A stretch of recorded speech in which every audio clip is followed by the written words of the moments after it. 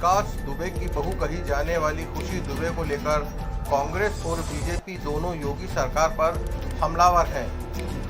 उनके आरोपों के केंद्र में योगी सरकार का कथित ब्राह्मण विरोधी रवैया है।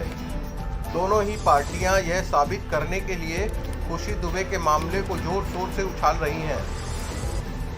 मिश्रा तकरीबन अपने हर चुनावी सभा में खुशी दुबे का जिक्र करते हैं। बता दें कि खुशी दुबे के शूटर अमर दुबे की पत्नी है।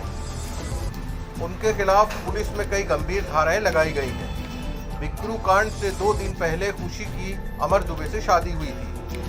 बीएसपी इस विधानसभा चुनाव में एक बार फिर ब्राह्मण और दलित गठजोड़ समीकरण पर काम कर रही है। इसके तहत पार्टी योगी सरकार को ब्राह्मण विरोधी साबित करने में लगी है। मिश्रा इस अभियान को लेकर जिले जिले में प्रबुद्ध वर्ग सम्मेलन भी कर रहे हैं।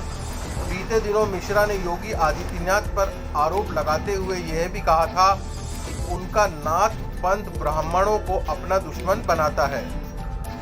खुशी दुबे को लेकर सिर्फ बीएसपी ही योगी सरकार के पीछे नहीं पड़ी है, कांग्रेस भी समय समय पर यह मुद्दा उठाती रही है।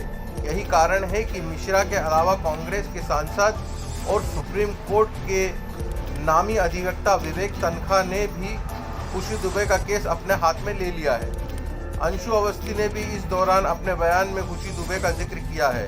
उन्होंने आरोप लगाते हुए कहा है कि चुनाव के समय ब्राह्मणों को रिझाने का नाटक करने वाले बीजेपी बताए कि खुशी दुबे निर्दोष होने के बावजूद भी 1.5 साल से जेल में बंद क्यों हैं। जो पिछले 5 दिन पहले विवाहित होकर विकास दुबे के घर आई थी, भाजपा सरकार ने ब्राह्मण होने के नाते उन्हें जेल में डाल रखा है।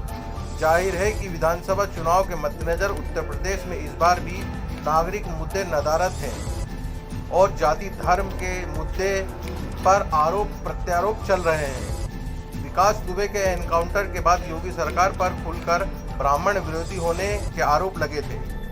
अमर दुबे की पत्नी खुशी दुबे को गंभीर धाराओं में जेल में डाल रखा है। खुशी की घटना के 2 दिन पहले ही अमर दुबे से शादी हुई थी। तीनों पार्टियों के ये प्रयास इतने प्रबल रहे हैं कि बीजेपी को भी इस पर एक्शन लेना पड़ा। इसके लिए पार्टी के भीतर योगी के विरोधी माने जाने वाले शिव प्रताप शुक्ला की अध्यक्षता में एक समिति का गठन किया गया, जिसमें पार्टी के कई ब्राह्मण नेताओं को शामिल किया गया। इस समिति का काम पार्टी से रुष्ट ब्राह्मणों के तबके को मनाकर खेमे में वापस लाना बताया जा रहा है।